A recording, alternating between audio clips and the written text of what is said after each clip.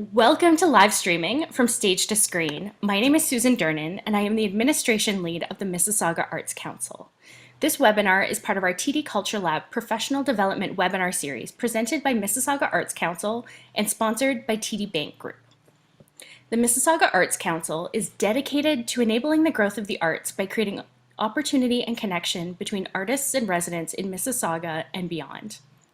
Celebrating our 40th anniversary, the Mississauga Arts Council is a registered charity dedicated to accelerating progress toward the attainment of our vision of Mississauga as a vibrant cultural community where arts and culture thrive. The Mississauga Arts Council acknowledges that the land on which we gather is part of the treaty and traditional territory of the Mississaugas of the Credit First Nation, the Haudenosaunee Confederacy, the Huron-Wendat, and Wyandot Nations.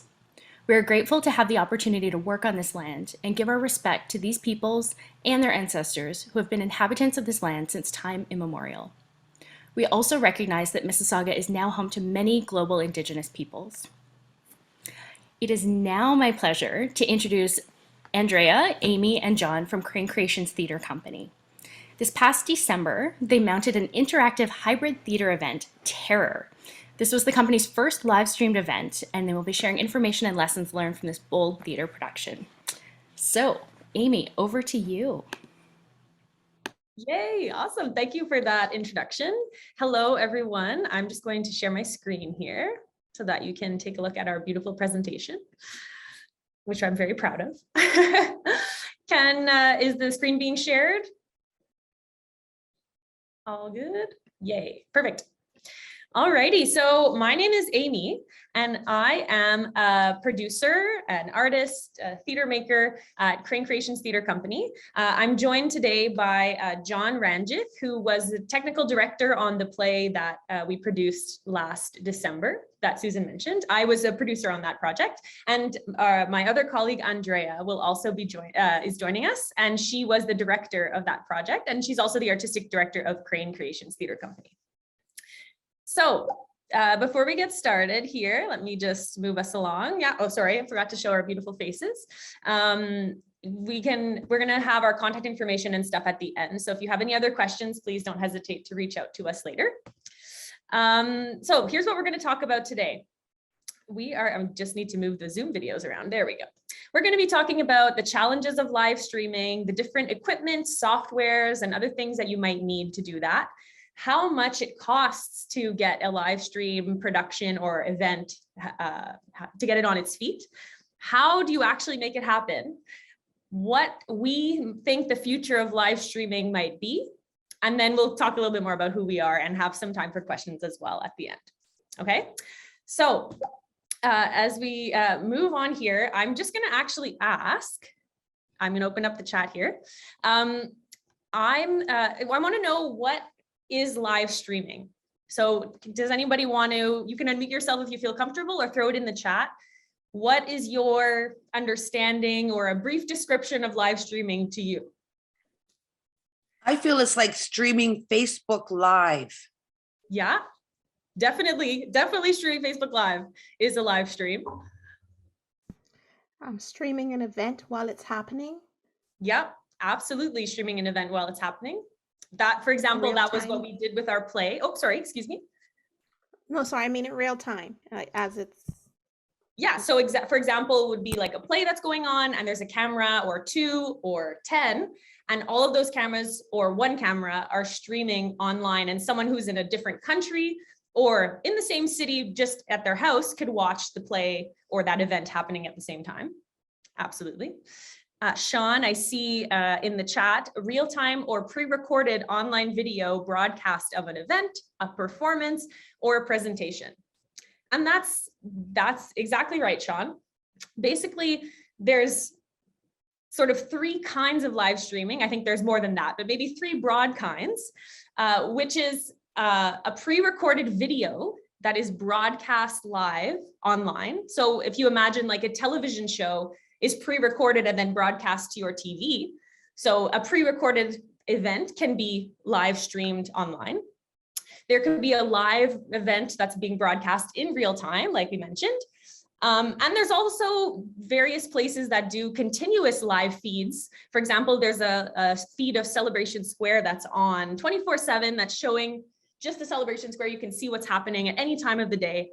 So that's also a live stream. So live streaming is the broadcasting of a video to the internet in real time for viewers to watch it from their computers, a smart TV, a cell phone, or maybe a tablet. It can be used, like I mentioned, for pre-recorded videos, for live events, or just an ongoing video constantly, which I guess would be live as well. Okay, so what are the actual steps to get a video or an event onto somebody's screen? I'm going to go ahead. So first of all, we have the content. Okay, we have either the video or the play or the book launch or any type of event or video that you would like to be shown. So that material is what the audience that's going to be watching. They're going to be seeing that video or that material at home. Then you need a camera. So here I can point to these little things with this cool little circle. You need a camera, which could simply be your cell phone. Because now with the technology that we have, cell phones can literally live stream directly from them, as long as you have a Wi-Fi or a data connection. But you can also use any type of recording device that does video. So it can be like a point and shoot camera, it could be a bigger, higher quality camera, all sorts of levels. Those can all be used for live streaming. And actually, specifically, just to hint a little bit of what we'll talk about later, you can also use a 360-degree camera. But we'll get into that a little bit later. Then after that, you need a system that is going to take that video and it's going to broadcast it online. So it's going to be either connected with the camera or connected with that recording. And that's going to be then from a computer or your phone connected with an online platform. So, and that you get to control. So you can choose how you're getting that video. You can choose how you're putting it out. Like we mentioned, someone mentioned a Facebook Live. So that was someone choosing to share something on their Facebook. So that would be the platform that they used. And then last but not least, you need an audience. I guess that's an optional one. You don't necessarily need an audience, but you certainly want one. And so you need to have that platform where audiences can connect with, or a way for an audience to sign on to your live event. Okay, so there's lots of moving parts to this. And by the way, if anyone has any questions about anything, please put them in the chat or feel free to raise your hand and we can try to answer as we go, just because I know we're going to be touching on a lot of things. So just based on these different things, does anybody have any ideas of what are some of the challenges that we could face in live streaming? Or if you've done a live streaming event, what are some of the challenges that you faced? I've faced internet quality and connectivity. Oh my goodness, yes. That is a big one, bandwidth, yes, absolutely. That is a huge, huge problem. Big challenge. Anyone have any other ideas? Staging when it comes to theater? Absolutely. Yeah, so how you're making the content or the play or the event so that it looks good on camera or on TV, that's really important as well. Absolutely. Technical glitches, sound jumps. Yeah, there's so many things connecting together and then being broadcast somewhere else that there's lots of things, lots of moving parts, all moving at the same time. And that is absolutely, can cause a lot of challenges for sure. So we're going to talk about a few different challenges today that we faced. Oh, that's a fantastic one. Kim in the chat. If you have an audience, do you need permission to film them? That's a great question. I'll say that it depends a little bit on if you're recording it to keep it, to reuse that recording in either a different live stream or in a different setting. Or you may be able to have them sign a waiver, or as part of the purchasing process or the entering process to the event, there can be different waivers that are in place there. But that we can talk more about that a bit later, perhaps. But that is a very good thing to think about at the beginning while you're planning, for sure. Okay, let's move to the challenges that we're going to talk about just sort of briefly I'm going to go over some general ones, and then John is going to talk a little bit after that about the ones, some that we faced specifically with our production in December.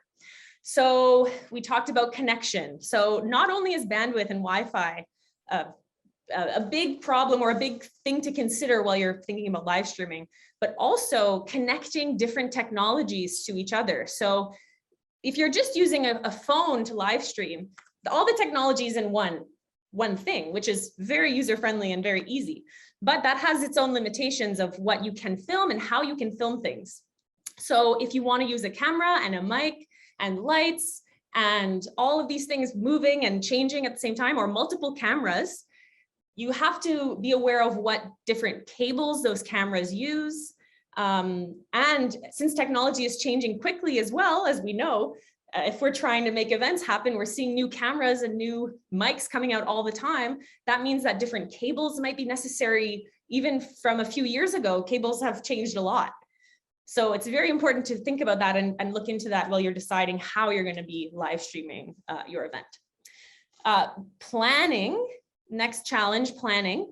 Logistically, when you're planning an online event, and especially if it's a hybrid event where there's an audience that's in person and also live streamed, it means there's going to be actually two different audiences in sort of two different venues, I'll call it.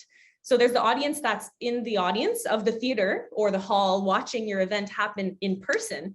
And then there's also the people who are watching from their house or on a phone or on their tablet who are watching it from the online venue perspective. So you have to think about all the same logistical questions that you'd think about for an in-person event, like what happens if somebody would arrive late? Can somebody buy a ticket once the event has started? If they're doing that for the online event, how will they get that ticket? If the event has started and you're busy looking at, running the cameras or connecting the sound or whatever other thing you might be doing. Is your venue in person and online, are those accessible? What challenges might an audience member face in an online event participation or an in-person event participation? So the same questions apply. And how the main thing is that you want to make it as smooth as possible for them, just like you would in any event. You want them to have a fun experience so that they come back, or that they tell their friends all about the experience that they had and they come to see the next performance or the next event that you do. Product is the challenge number 3. We already touched upon this a bit, of what are you choosing to live stream, or how do you make a play, for instance, suitable for live streaming? It's really, really important to think about that live streaming and live events it's not the same medium. One is somebody watching the room in person for a play, for instance. Since we worked on a play, I'm going to often use examples of a play.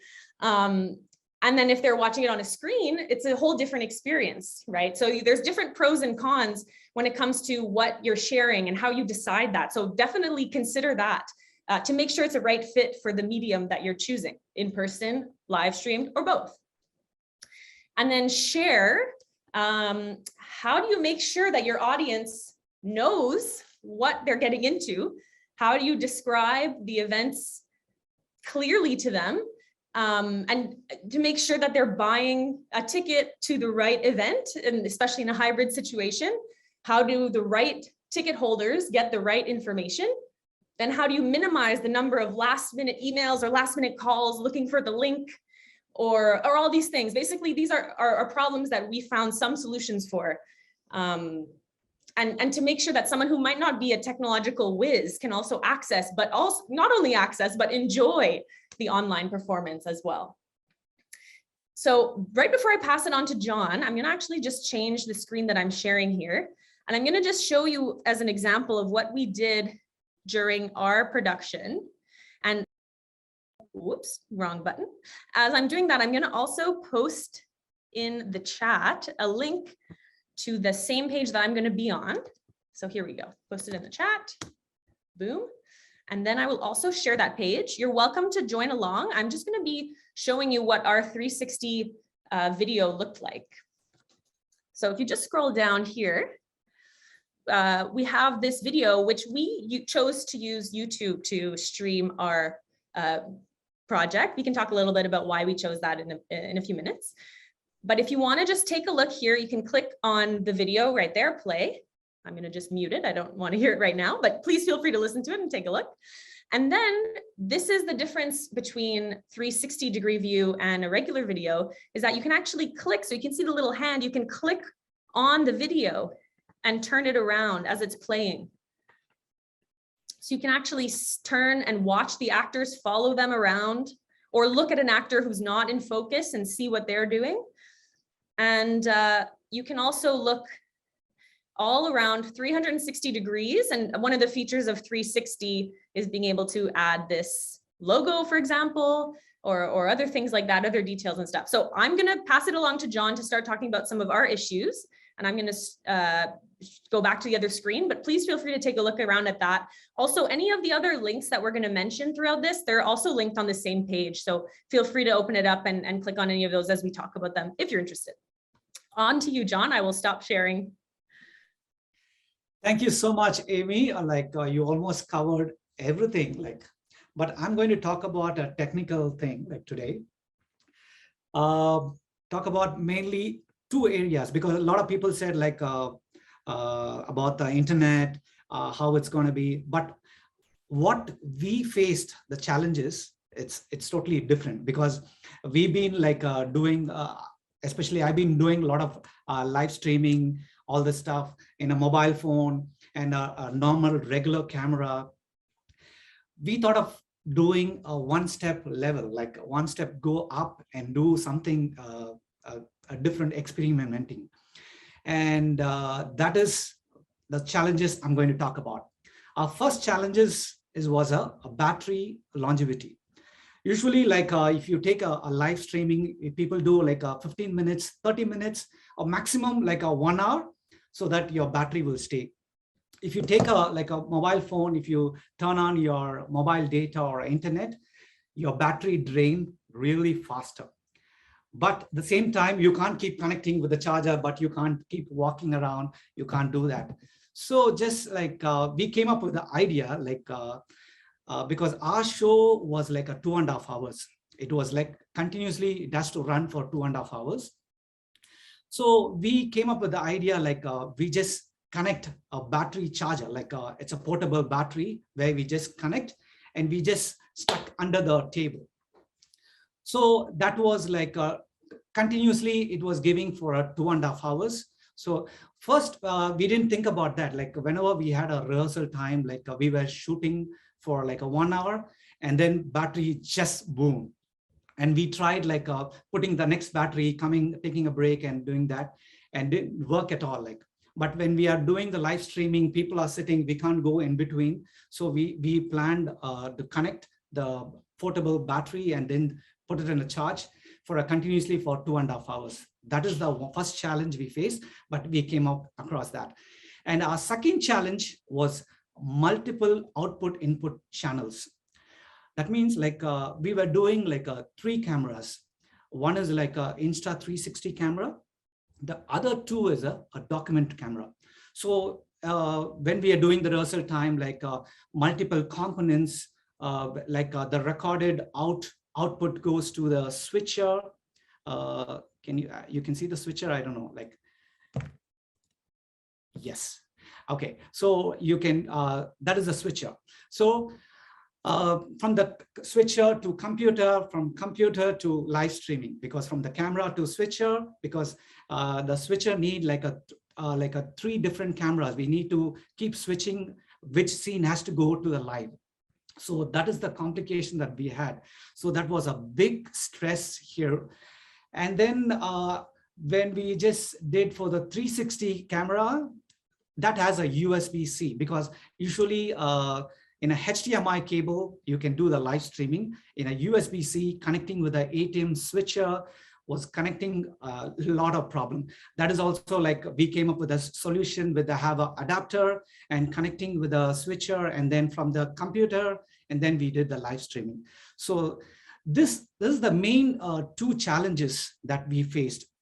So those were the challenges, and we did the live streaming to work better.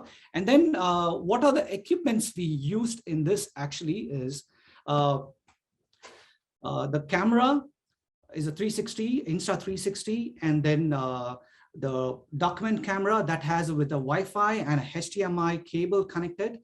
And especially one more thing I have to tell you guys, like for Insta360, there is a stick called a tripod. It's a selfie stick. It's an invisible stick, which you connect the camera. In the camera, you can't see the view of the tripod. That is the main. I'm sorry. Yeah, sorry to interrupt, John. I think if anyone's looking at that 360 video that I shared, if you look sort of down to the floor, as if you're like now going to look down at your feet, for example, you don't see any tripod, I believe, in that one. So that, even though there is something holding it up, that invisible tripod was really neat and helped to make it look really great on screen. Okay, the 360 experience we planned, like usually like you will feel like you are on the stage. You are on the place. And if it is a VR, you can just put your VR and you can look here and there. If it is an iPad, you can just move around. So that is the experience we want to give. We don't want to give like a normal regular camera. So that's why we just chose the 360 and that Insta360 invisible stick that helped a lot actually. And the mic that we are used, a Shure mic, it's a very, very good quality mic, because usually in a stage play, like if you just if you rub here and there, like the mic sound, the odd sounds comes, like that has like a gooseneck, and it has a good condenser microphone. And audio switch, we used like a 3-pin male and female XLR micro H, like hi-fi sound quality, because it's not like a usual cable, because this has a more quality. So these are the equipments we used it. And if you have any question about the Intra360, like how to do a live streaming, you can always shoot a question to us so we can help you out. Okay, awesome. And, some of them, they were asking about what is the stream quality you needed, like a certain internet speed you need to have, like if it is like a 720 MP, like a 30 frame per second, that's how they call it, like a technically. You need like a minimum of 1.5 to 4 Mbps speed. That is the speed always you should check. When you go to if you're planning to do a live streaming, you can always check like what is the speed you have in your phone. So there is an app. So in that app, you can just check like what is the speed you have. It should be minimum for a YouTube. It's like a 1.54 Mbps. If it is a Facebook live, it's very easy, like 0.4. That 1 Mbps speed is enough for that. But for the YouTube live, you need to have minimum of 1.54 Mbps.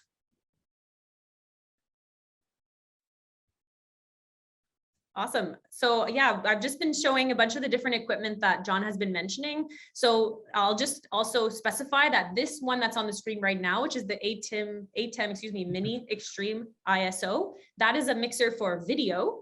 So that is where you would plug in your different cameras if you want to use more than one camera. And that's where you would be basically sort of like a live TV setup. You're looking you're in the office of the live TV room, broadcast room, and choosing which camera angle to go to in real time, but obviously much smaller, and one person can handle it.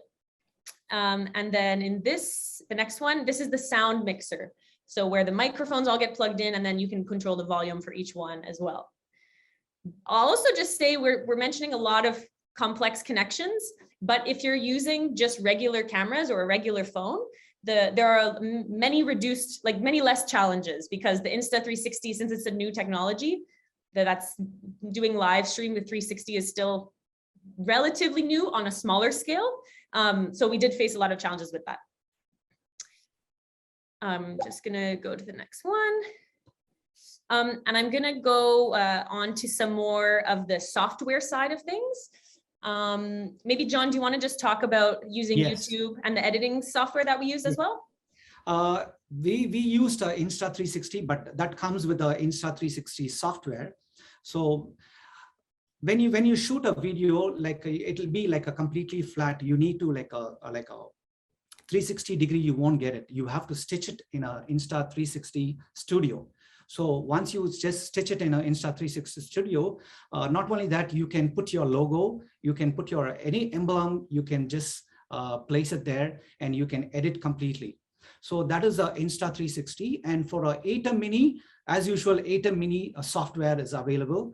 The other person was saying like OBS, like because we were trying OBS Studio for live streaming, but Atem Studio has like the live streaming channel. So that like through that, we just did that software thing. Like, yeah. Yay, awesome. Thanks, John. And for the other softwares and integrations, I'll talk about that a little bit. These are all more for the audience experience. So making sure that your audience has the right links or the right connections or the right information so that they can find what you are trying to show them. So for us, we used Canva as a design software where we made all of our emails and stuff look nice and have a right feel based on the event that we were doing. We also used MailChimp and Sendy, which are two mailing systems. And we used various combinations of lists and built-in automations to be able to actually send out the right emails to the right people. And then we used Eventbrite as our ticketing system. We've experimented with different ticketing systems in the past, and Eventbrite has been the one that's been the most useful for us. So that's the one that we chose to use for this event in particular. And then to kind of get all of these different softwares, specifically the mailing systems and the ticketing system, to work together, we used a few different automation programs or apps, and those are Integromat, Zapier, and Google Forms isn't an automation, but we used Google Forms with those automations to basically be connecting all the different softwares so that there could be the least hands-on from a human perspective once it came down to showtime. Because as we'll talk about in just a second with the cost question, the team that's required to actually make a live stream happen is even more than what's just required for a live show. So we really wanted to maximize our time in making sure the live stream and the live event was going well. So these softwares allowed us to spend more time actually helping and making the event and less time sending last second emails with the link to join or the link for the YouTube or anything like that. So that we found that extremely, extremely useful to use for our event. So the big question, how much does it cost? How do you make a budget for a live streamed event? Oh, I'm sorry, I'm seeing the chat is blowing up here. Andrea, is there anything that we need to touch on? I just haven't been keeping up. We're good. I was answering any questions that came up in the meantime. So there is a lively discussion happening on the chat as well. But if anything will need your attention, I think, John, there was one specific question for you regarding the Insta360 camera was hardwired into the switcher via USB-C. Aimee already answered that. Do you want to add anything to that maybe? can you hear me? Yes. Yes, thank you. Thank you so much. Sorry, what was the question about the Insta360 connectivity? Sean is asking, the Insta360 camera was hardwired into the switcher via USB-C? Okay, via USB-C, we had like a HDMI connector. So that is the main tricky part here. Like, so that is like connected to a battery, and that HDMI cable goes to the switcher. From switcher, it goes to the computer. From there, it goes to the live. Yeah, Andrea's also mentioned in some of the answers that it wasn't possible to do the 2 hours or 2.5 hours fully live. So that's why, yeah, some of the challenges we faced, we couldn't overcome, and we had to do some parts pre-recorded so that we could just live stream the recording. Live streaming the recording and then the live separate as well. That's right. Yay, awesome. Oh, I'm seeing more messages. Yeah, okay, great. So I'm gonna just get back to the presentation then. So how much does it cost? How do you make a budget for this event? And how do you break down the different expenses? Our sort of guess or our take on this, our opinion is that about 20% of your budget is gonna be going towards equipment. Now, there's many things to consider in terms of equipment, like renting or purchasing, or even hiring a company to do some of the technological things for you as well. One thing to consider, if you, in this case, the one-time expense would be talking about, the one-time expense here would be talking about purchasing that equipment. But one thing to consider about that is that the cameras and technology is upgrading so fast that it means that the technology would have to be replaced relatively quickly, all things considered. So just make sure you're doing your research before you purchase anything to make sure that you're ready to handle that equipment for as long as possible, basically to try to extend its life for you, and so that it still is connectable with the other future technologies that are coming up. And the other 80% would be for the personnel cost. And like in many things, it often comes down to the people being a very big section of the budget. But these types of events, they require people to make them happen. So in our case, for a play, we needed the performers, of course, and the content creators, if you were making another type of content, you know, an author who's writing a book, those people need to be paid as well. But you also have the technicians, the sound person, or the camera people, the person who's in charge of making sure the live stream is working and managing the chat of the live stream. The box office people are still required if you're doing a hybrid event. So there's lots and lots and lots of people involved in making this. And just because it's a live streamed event, it doesn't mean that it's going to be less expensive. A hybrid event, especially because you're sort of covering two bases. You have two audiences, two venues, and those require people to man them. Even if it's an online one, you have to have some people there to make sure the experience is okay. Now I'm going to pass it along to Andrea to talk a little bit about how to secure some funding or different ideas of where to look for funding for a live streamed event. Thank you so much, Aimee, and thank you, John, for bringing us this far. I'm going to first answer Sean's and Corinne's question in the chat. And Sean is asking, what is our decision-making process to determine whether we want to rent or buy gear? We use a planning software where we plug in all the numbers. So that's just like literally a qualitative and quantitative analysis of what would be better. For gear, we would first evaluate how many times are we going to use this gear? Is it going to be just for one project, or can we use this gear in various other projects? Predominantly, that question is very important due to the short lifespan of the equipment. So if the camera is gonna need an upgrade in 3 or 5 years, we gotta make sure that we're gonna be using this camera in enough different projects that the cost is better if we purchase it rather than if we're renting. If we just need it once or twice and it actually comes out cheaper to rent it rather than buy it, then we would rent the gear. If we would be determining regarding the personnel, that would be the same type of question. Sadly, I will touch on this right now in funding. There is a lot of funders that fund buying equipment, but there's practically no funders that support staff for operating that equipment. So again, if you're just doing it 1 or 2 times, evaluate your cost. It might be cheaper for you to just get someone who already knows how to do that, because it will take many hours to learn it.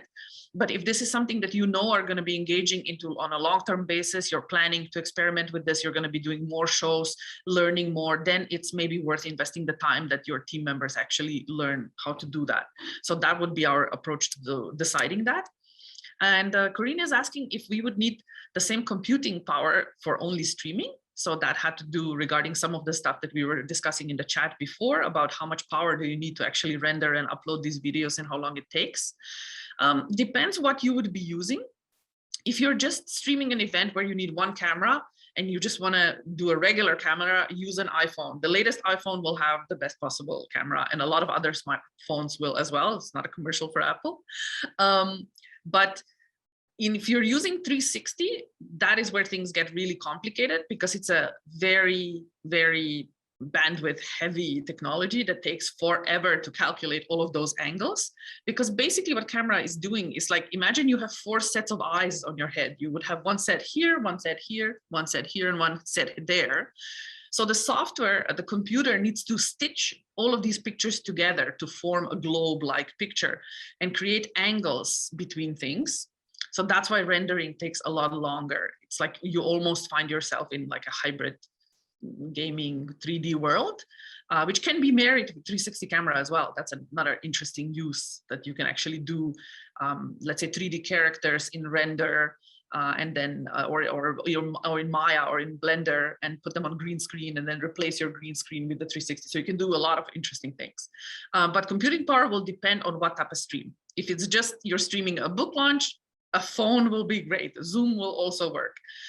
Or you can just set up one camera. The moment you go past one camera and you want 2 or 3 cameras or more, it becomes more complicated and computing power becomes a factor. So does internet speed. And when you get into 360, there it's really becoming about computing power and speed, because you're also using high quality videos. So the 360 is in 4K. Now some videos go up to 8K. The higher the quality of the video, the more computing power. That's where things get complicated practically. Okay, but so let's talk about money. Aimee said 20% for equipment and 80% for the personnel. That's a great estimate how that works. And I'm here to talk a little bit about what are the granting opportunities that currently exist in Canada for accessing funds if you're doing a project. So there is quite a few different ways how you have to fund a project. I'm referring to a professional production, theatrical production project, and every funder will want you to leverage several amounts of funds. There will also be various revenue streams and also various parts of the project that you're going to be funding. So part of the project that you can fund is the creation and then the production of the piece. So when you're creating, why I'm separating these two is because creation has a lot of experiments involved. You will have to try out what works and what doesn't work. And that will take more time if you're using cameras versus if you're just doing a show. For example, when we started developing a set for Terror, or when we started thinking about actors or even auditioning actors, normally we would just audition actors nowadays over Zoom, or we would have them come in. But because we knew that we were going to use 360 camera, we basically used camera in every callback because we needed an actor to also be seen and heard on camera. How is that going to work? So I would literally do one set of auditions, let's say 1 or 2 takes on a monologue in the room. And then I would go into the other room where we had the camera set up. The camera was in the room and I had an iPad, and I would be looking at the audition again, doing it with them now, just looking at the screen. How will that work? That was also the case with rehearsals. So for everything that normally you would just rehearse the scene once, you now had to rehearse it basically 2 or 3 times, because you'd first have to see, okay, how does this look like in a room for real people in the room? And then how does this look like in a camera? Because you want to conceal certain things, you want to bring certain things forward, certain things not. So just the use of streaming basically extends the creation process quite a bit. I'd say at least once longer, if not 2 times longer, especially because things with cameras can't really be resolved very quickly. Like, it doesn't happen like this. Once you bump into a problem, John knows how that goes, then it's like a day before you have that problem solved. And in the meantime, you still have live actors in the room that you can rehearse the live part, but you won't see the result on camera because you're fixing your camera problem, whatever that is. So plan for a longer creative process, and maybe also plan for how your schedule looks like. You might want to have like half a day is live day, half a day is tech day, or like an hour before, then we're doing the live, then we're having the briefing after. How does this work? What do we need to change? So that's the creation process. In the creation process, also bear in mind, Aimee mentioned in the beginning, that this technology is not just used because we can, or because it's cool, or because it's fun. But it needs to support dramaturgical idea behind the piece. So you will maybe, because of the pandemic, sometimes find yourself in a situation where you have to use it because things are closed. And when you do, always think about what type of technology will enhance the storyline of the piece. What am I trying to say? It needs to serve the piece rather than just being the medium to get it to more people. And that is especially challenging with theater because a lot of the pieces don't necessarily need the camera. For us, that was the decision why 360 camera, because our play was a courtroom drama where a live audience votes each night at the outcome of the play, whether the defendant is guilty or not. So we felt that if we would do this with regular cameras, we would basically put the audience out of that experience completely. A person at home would just be watching the screen with no involvement, no possibility to have their vote heard either. So we knew very much that in this particular case, we needed the audience member to be involved, to be active. And a 360 camera offered that possibility, because the same how an audience member would sit somewhere and they would have the possibility to choose what is in focus. Here, an audience member also had the possibility to choose, turn the camera around and also vote what would be their decision at the end of the play. So that's why that needed this particular technology. So always go from the story first. What are you trying to say? And then incorporate technology as an enhancement, as a playful element that plays and brings that as a platform. So that's the creation part that's really fun. And if you're looking for funding for the creative part, there's a few funders that will do that. Canada Arts Council has Explore and Create grants for 2 different phases. You can get funding for the workshop phase where you're just testing things out. There doesn't have to be a product at the end. There is also another part of Canada Arts Council, Explore and Create, which is for productions, means now you already have an idea how you want to produce that and you're going towards product for the audience. There is also Ontario Creates Fund that has a lot of funding supporting digital products per se. And Ontario Cultural Attractions Fund funds mostly marketing. On the technological side of the grants, that would be falling under your production section of the doing a piece. You can access funding from Department of Canadian Heritage. They have a fund called Canadian Cultural Spaces Fund. And again, all of these funders that I'm mentioning, there are links on the website that you can take a look and go see the exact grants. The Cultural Spaces Fund will also buy you equipment. They had a deadline in February. There's going to be another one coming up in a few months.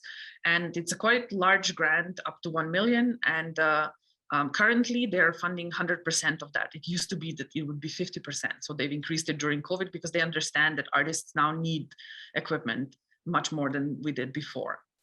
Trillium Foundation has just a few days ago announced a new deadline for their capital grant, and as a part of eligible costs is also equipment for digital streaming or for other adaptations of your event. The deadline is in August, and this grant can give you quite a good financial injection as well. In addition to that, you also have at Canada Arts Council now specific fund called the Innovation Fund, which has 25,000, 250,000 and up to $1 million grants that are looking to help artists to step into the new digital future. So those are specifically targeting innovation in both technological solutions, approaches, business models, all of those. Last but not least, there's of course ticket sales and sponsorships, which feed into the how do you monetize and how do you fund your production. So when you're thinking about sponsorships, do reach out to technological companies and partner with them. Ask them for equipment or ask them for services and discounts. When we started working with these cameras, we had questions for their technical department, and they've actually offered a discount for us, and they were very happy to participate and help us in advice, but also providing a discount for the camera. And they wanted to keep our contact if they would be doing more R&D on the future products. We also reach out and partner with software companies who many times already have a program for non-for-profits. So if you need a software, like we use Zapier for automations or marketing softwares for mass emailing, we always reach out to the company and say, hey, do you have any program for charities or not-for-profits that we can leverage? Or do you have a program for schools or students if you're a student or a teacher? Or sometimes if they don't, we would just literally send them an email, describe the project and say, hey, this is what we're doing. Would you be willing for this many months contribute by allowing us to use your services for free? And a lot of them are very, very collaborative. So that's another way how you can do that. And you can, of course, put their logo into the product itself in the beginning, end, or even on the ceiling, like we've shown you in our video. So that's another way how you can reduce some of your costs because they can grow quite quickly.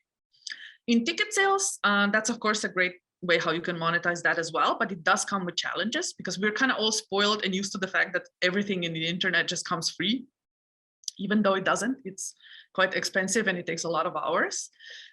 If you're doing ticket sales, then you have to basically go into the full digital realm of how does internet work and how do we work in a digital environment.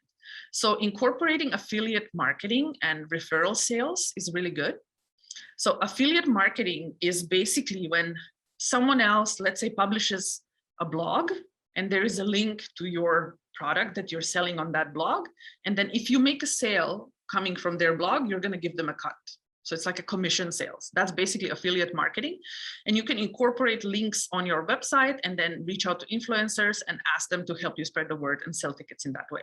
So as COVID happened, Crane Creations as a company has started moving more and more into the digital world. And we do a lot of things like that in the background that you don't necessarily see, but they're a big part of our survival during the pandemic when 96% of theaters were closed. I see that the chat is going really lively. So Aimee, if you had the chance to take a look, I'm gonna quickly go through this. Yeah, no, I've been checking in. Sean was just asking if there's a listing or anything that, or a repertory system of what organizations do have not-for-profit, what softwares have not-for-profits. And I said that we usually just ask them ourselves. And I was just mentioning what they usually ask for if they do have a program. It's true. However, there is an organization that works with Ontario-based non-for-profits. I believe they're called TechSoup. They're a non-for-profit in Canada, and they have already, I'm going to put it in the chat right now, they have already negotiated discounts with various different providers. So TechSoup will be a spot where you can see a lot of that. There we go. Yes, Susan, exactly. Thank you. Yay, awesome. Well, we've talked about so many different aspects of what goes into live streaming. Maybe we should move on to our next section, which is about the future of live streaming. Has anybody had any inspiration during our chat, or has any ideas of what maybe the future could be for live streamed events or experiences?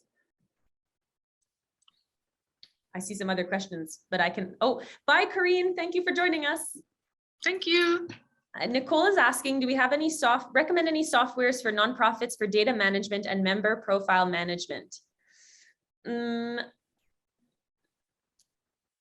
Andrea, any takes? Yes. What kind of data management do you have in mind? Nicole, if you don't mind me giving me a little bit of an idea.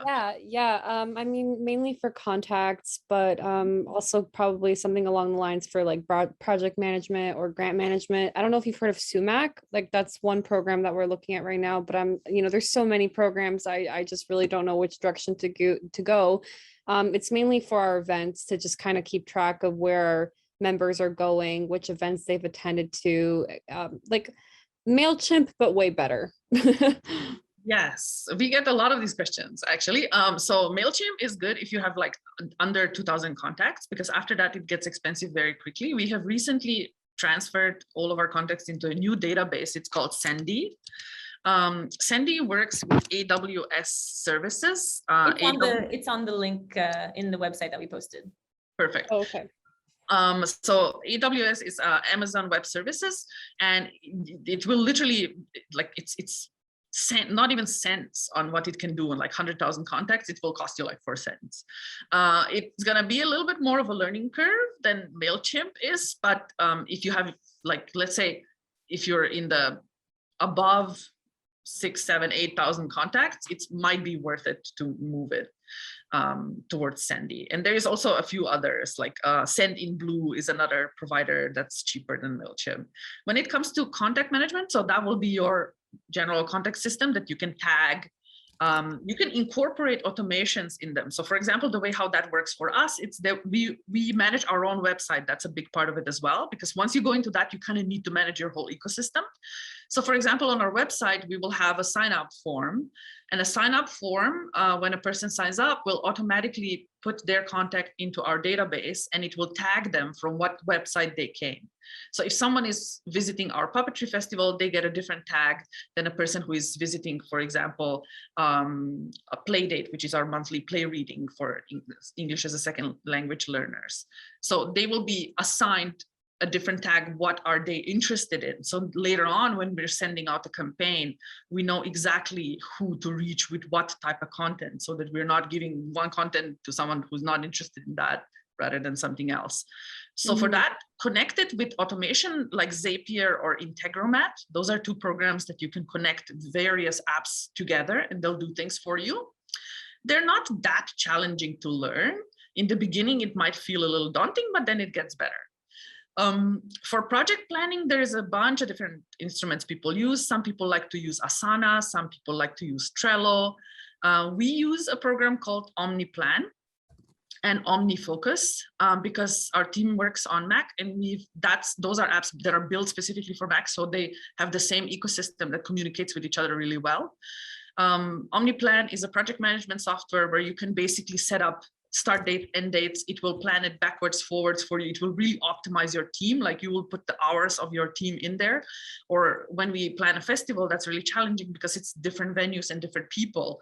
So we will create a schedule for each team member and each venue. And then in the program, it will give us an alert if something is overlapping. So it allows us to plan very efficiently. And OmniFocus is basically your task management system where you can send out, like, for example, you can email task, or you can turn an email into a task so that you don't forget to answer to an email to someone. And it's like really easy to manage. You can do reoccurring tasks and things like that.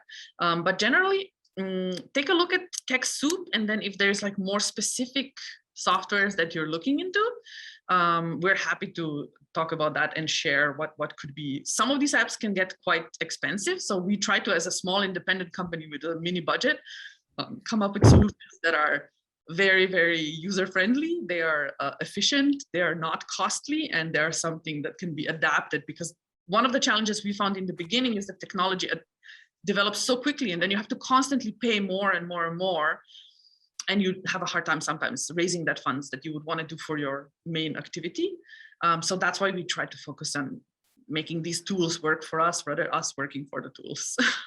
Yeah, I mean, I'm kind of stuck in that now because like we actually were looking at TechSoup, and we found Sumac, and Sumac seems to have a lot of great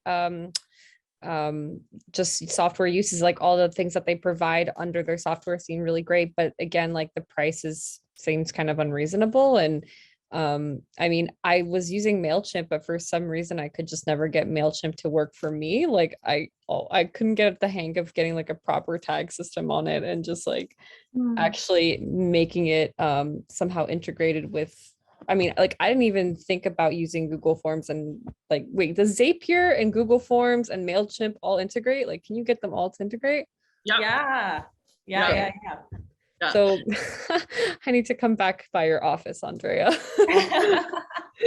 We'll do. Maybe we should do another one where it's like how to tag MailChimp. The specific how to automate your MailChimp. Yes. Oh, geez, I think so. Yeah. Okay, well, thanks. Yay, thanks, Nicole. No, this is great. But just before we move on to the future, Mike is just mentioning that a second window revenue for theater production is to have showing your on-stage opening night later on television. Yes. And I was just mentioning that there's a few challenges that come with that, but it is a good idea for sure. So the way how live theater works is we are tied by several things in the industry. So we're tied by contracts for performers and intellectual property of the performers. So for example, for Terror, or any play that you do where the playwright is still alive, or it's 70 years past their death, the playwright owns the royalties to the show. So you are paying royalties to the playwright. Like in Terror's case, we are paying the playwright about $120 every night to be allowed to perform their show. If we are streaming the show, that creates a different problem because the royalties are calculated based on your audience revenue potential.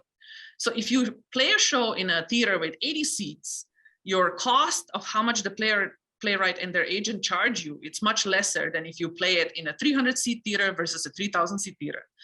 When you put the show online and you now have the potential of reaching 4.5 billion people, the cost goes up, of course, because, you know, why would they only charge you $120 if you can reach 4.5 billion people? Not that you can, but potential is there, and you get charged on the potential of the box office, potentially. So the moment you put stuff online, things get costly because copyright will go up. Second issue with that is that there is not only the copyright or the royalties to the writer, there is also intellectual property of the performers. And you also in Canada fall under a different union. So theater is regulated by equity, Canadian Actors Equity Association, which has one fees, one type of operations, one type of way of doing stuff. And anything connected to streaming, anything connected to screens is connected with a different union, ACTRA, which regulates anything to do with screens. So each of these unions operate with different fees. And if you want to have people performing on video and live, you're now basically going to be bound to pay them double the fees because you're becoming a screen entity and also a live entity. So there is, copyright will increase cost. Everybody thinks in the industry that, okay, you can just put the show online. And it's like, no, in fact, it's not really quite that easy. The moment you do, there are costs associated with that, which of course should be, because artists are making a living selling themselves. So that is their product and they should be paid for what they're doing. So if there is now a different potential of what that earning can be, there should also be a different payment. So if you as an artist are contracted to do things live, ask your person who is hiring you how much audience they have and charge them accordingly. So if their audience potential is 25,000 people, well, don't charge them $100 and join a union. So the copyright and royalties and the fees are something that affects what you can do and to what extent. And this is why pandemic has been very hard, because a lot of the times we would just be told by a lot of government entities as well, isn't it easier? Just put it online. And it's like, no, it costs us more money. We have to do the show, pay everything included in the show, but then we also have to do and pay more online. But the moment we put it online, people don't want to pay that much because they're used to having everything for $10 online. So it actually reduces revenue potential for live events when they're online, and it increases the expenses of them. And that's one of the big challenges that now everyone is starting to realize, when it's like, oh, this is not necessarily about reaching more audience. Very well said. So we've talked about a lot of problems. Maybe let's look towards the future now and think about all the exciting things that we can do with live streaming in any form. So the future is super exciting because we're basically right now just dipping our toes into what digital future will look like. We're using cameras and computers that are very rudimentary at the moment, but there's so much development going on. And if we want to or not, we will all have to start adapting to it. So the future holds things like VR, and I'm sure everyone has heard about the metaverse. So you're going to this digital world where you can meet digital avatars and walk around and buy digital product. And if you put a helmet on your head, you can see all of that around you. In Mississauga, in our big shopping center downtown, we have an entity called the Rec Room, which before the pandemic, you could go there and they would put a helmet on you and they would put a vest on you. And you would go into a computer game that was 3D, completely immersive, and you would feel when someone is like shooting at you or trying to punch you, or there's like heat, you would feel that on you in addition to seeing it. So that's how the future already looks like. And there is a few private entities around Mississauga that do those type of experiences as well, which now they're starting to open. Luckily, I'm sure that they were suffering badly too. As creators, we are at the beginning of playing around with these technologies. So that is one of the reasons why we think our team needs to learn some of these skills, because what would we ideally like to take it towards is really experimentation and what can be done. A few years ago, everybody was playing Pokemon Go. Like today, you can basically make something like that. Mississauga Tourism has been doing wonderful things during the pandemic of having virtual things appear that you could interact with in various parts of the city. So those are the type of things that creators can start doing, because these technologies are now becoming more and more accessible. There's a lot of open source technologies, like Blender is an open source design software that doesn't cost you anything, where you can make gaming characters and you can make 3D characters and sell them online as well. And that's part of the future. That's a big part of it too, because everyone has probably heard about NFTs, non-fungible tokens, which are a really, really big thing. So basically pieces of art that are digital, entirely digital, and they can be sold online. We've all heard stories of them being sold for millions of dollars. So NFTs are basically something between a currency and a piece of art. And imagine a future where everyone is in this or that way connected. Like maybe we won't be exchanging dollars with each other anymore, or Swiss francs or yuans. Maybe we are going to be exchanging digital art with each other, because that is what NFT as a future actually allows us to do. So if 10 years ago, people who were playing World of Warcraft were selling their avatars that were really advanced to someone and making some money, it might be that maybe in the digital future, art will actually become a replacement of money, that someone will be selling grumpy monkeys for bread in their bakery. And that's going to be the means of exchange. So the future is really, really interesting, what it can bring. And we are really at the beginning of that. I think the challenge is because it's developing so fast, there's a lot of terminology involved. And we're like barely a few years out when we got our first iPhones, and now we're like moving into the digital world.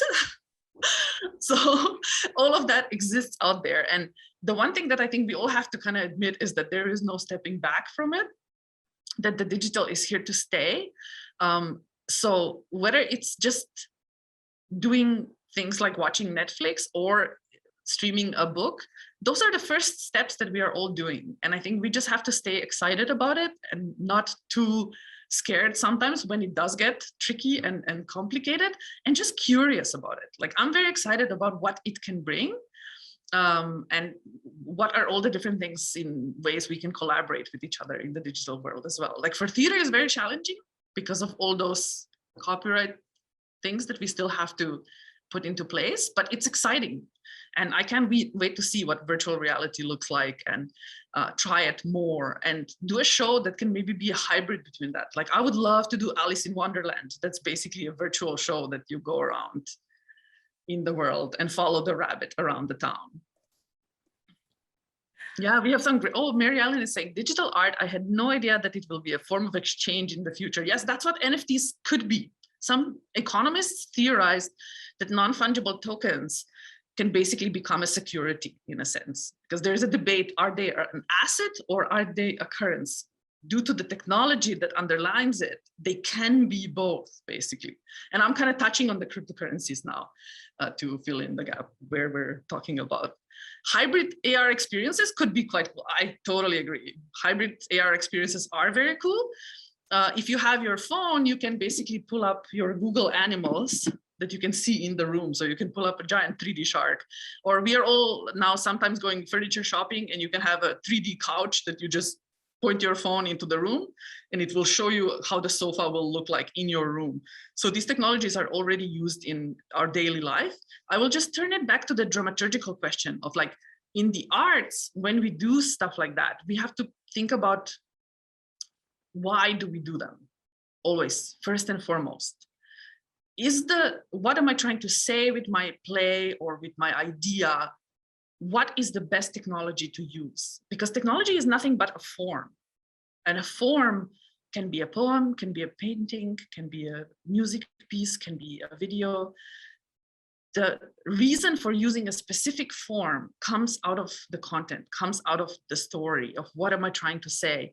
And you know, with all the digital, sometimes it's also good that it needs to be in person, because that is the best way of telling the story.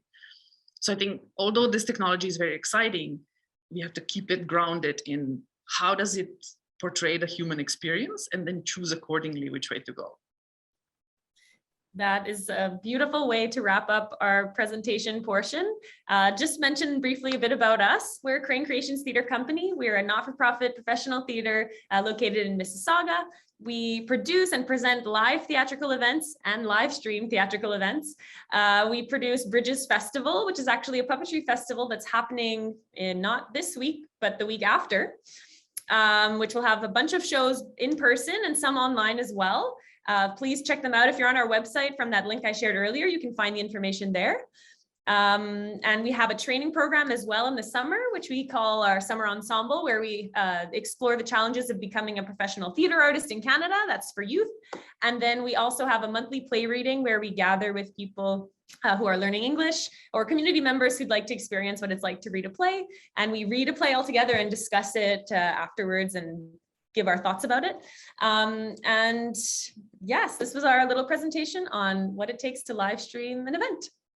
If you have any other questions, we're still here. If we have a bit of time left for questions, please feel free to jump in. Please give us a follow on Facebook and Instagram. If you have any of those accounts, we'd love to hear from you. We'll be posting about our events that are happening with Bridges, and we can let you know how those have gone.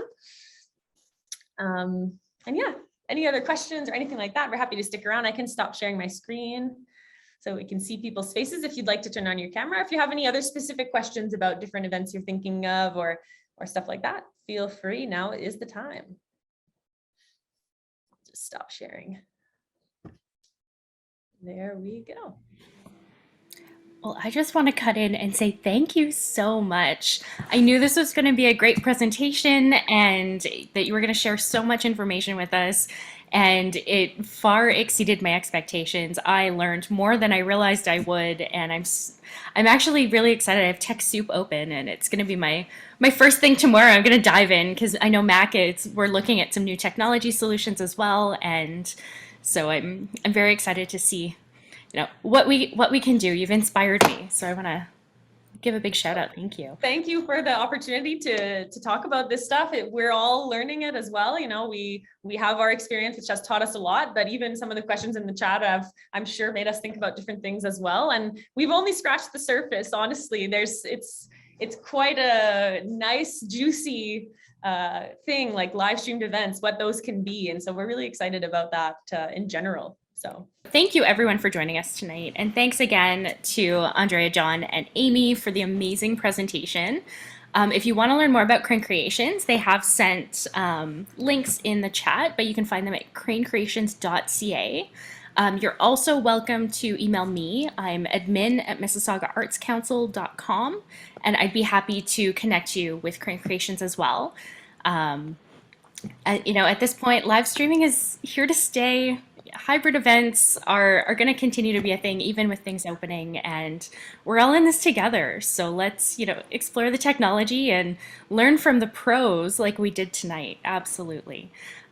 So yeah, thank you again so much. And for those who are here, we do have a couple TD Culture Lab webinars coming up. We actually have an info session with Canada Council on Thursday. That's March the 3rd. We have someone from Canada Council who's going to be talking about their programs. So when Andrea was speaking about some of the Explore and Create grants that are available, we're going to touch on those. So feel free to join us. And then on March 15th, we're going to be sitting down with Bulldex Collective, and we're going to be talking about engaging social media strategies. So things you can do to enhance your live streaming production. Tickets for both of these are available through Eventbrite, which Aimee spoke about today. Look at all these full circle. And if you want to learn more about our TD Culture Lab webinars, or if you want to watch previous webinars, you can find them at mississaugaartscouncil.com and click on TD Culture Lab in the programs menu. So again, thank you so much for coming out tonight, and enjoy the rest of your evening.